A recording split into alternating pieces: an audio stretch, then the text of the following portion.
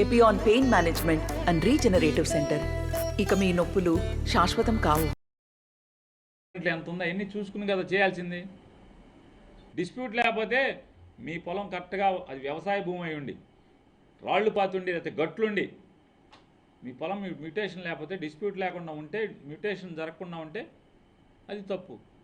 Land titling యాక్ట్కి అసలు మీ పొలానికి సంబంధం ఏంటి అంటే మీరు చంద్రబాబు పంచన చేరి విఘ్నులయ్యండి ఐఏఎస్ చదువుకుని ఇంత పచ్చిగా దుర్మార్గంగా ఇంత రాజకీయాల కోసం దిగజారి మీలాంటి వాళ్ళు ఈ రకంగా భావ ప్రకటన చేయటం, ఇది మీరు ఇంత విఘ్నులయ్యండి దేశానికి కావలసినటువంటి ఐఏఎస్ ఉద్యోగం చేసి రిటైర్ అయిన తర్వాత మీరు ఈ రకంగా విషం చెమ్మటం ఎంతవరకు మీకు విఘ్నత అది. బట్ ఇది మీకు చంద్రబాబు నాయుడు కోసం మీరు ఏ డ్యాన్స్ కట్టమంటే ఆ డ్యాన్స్ కడుతున్నారు, ఏ ట్వీట్ చేయమంటే అటు ట్వీట్ చేస్తారు.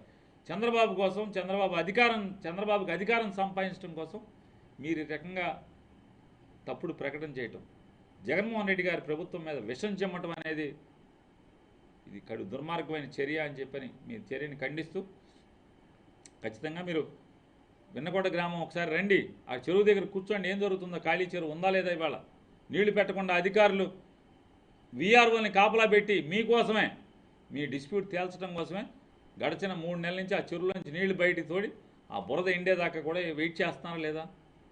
రేపు పోలింగ్ అయిపోయిన తర్వాత అధికారులందరూ కూడా ఇంటిమేట్ చేశారు మీ అందరికీ, మీ గుమస్తా గారికి, పోలింగ్ అయిపోయిన తర్వాత వచ్చి సర్వే చేస్తామని చెప్పడం జరిగింది. ఇప్పటికీ ఆ 70 ఎకరాల మధ్యలో 70 చిల్లర ఎకరాల మధ్యలో ఒక 3 ఎకరాల 26 సెంట్లు ఎంతో ఆవుల దొడ్డి అని చెప్పని ఆవుల దొడ్లో 3 ఎకరాల చిల్లర ఎర్లియర్ సర్ప్లస్ ల్యాండ్ని పంచిపెట్టినటువంటి భూమి డిస్ప్యూట్ ల్యాండ్ కూడా ఉంది. ఎవరికాళ్ళు దాన్ని క్లెయిమ్ చేస్తున్నారు. మీతో ఉన్నటువంటి 25 మంది రైతులు కూడా అది మాదంటే మాదని క్లెయిమ్ చేస్తున్నారు.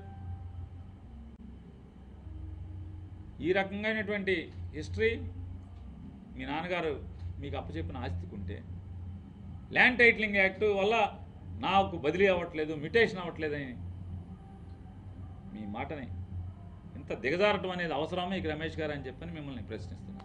నమస్తే అండి. ఇది వ్యాపారం గురించి కాదు, ఓటు గురించి. ఎన్నికల్లో ఓటు వేయడం మన హక్కు మాత్రమే కాదు, కర్తవ్యం. ఎంతో మంది మహా నేతలు శ్రమించి ప్రాణత్యాగం చేసి ఈ అవకాశాన్ని మనకిప్పించారు. అందరూ ఓటు వేద్దాం. ఎందుకంటే ఓటు హక్కు ఊరికే రాదు. నా ఓటు ఎవరికో తెలుసా? అది సీక్రెట్ అండి.